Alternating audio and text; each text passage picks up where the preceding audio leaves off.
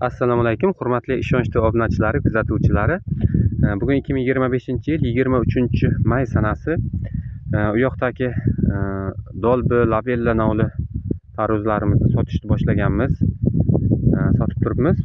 Bu yoqda Karistan nomli tarvuzlarimizni oldingi videolarda ham ko'rsatganman. Hozir yana bir ko'rsatib o'tmoqchiman. Buni hali plyonkalarni olganimiz yo'q, suvlarini ham uzganimiz yo'q. Dorilarni berib sug'orib turibmiz. Kattaliklari juda yaxshi kattaryapti. 12-15 kilogacha bo'ldi oldi. 20 kilogacha undan ham oshiqroq bo'ladi. Hali hozir sizlarga bir manzarani ko'rsatib o'taman.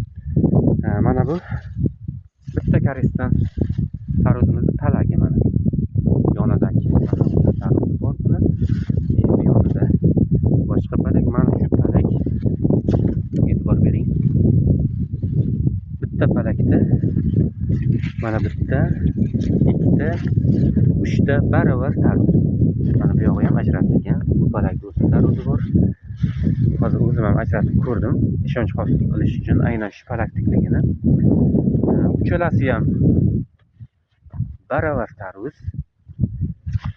Uchalasi ham baravar kattaryapti. Bitta palak, mana 3 ta. Bekorga, bejuzga Karistan haqida bir yaxshi ijobiy videolar qilmayman. Haqiqatan ham yaxshi navli tarvuz, reklama uchun aytmayapman. 2 yildan beri mana ekib kuzatyapman. Yaxshilik uchun ham. Boshqa palaklarga bittadan qoldirib o'tib chiqamiz, bilasizlar. Ikkita qoldirsa ham bittasi kichik bo'lib qoladi, baribir katta tura olmaydi. Ko'p navli tarvuzlar ekkanmiz hozirgacha.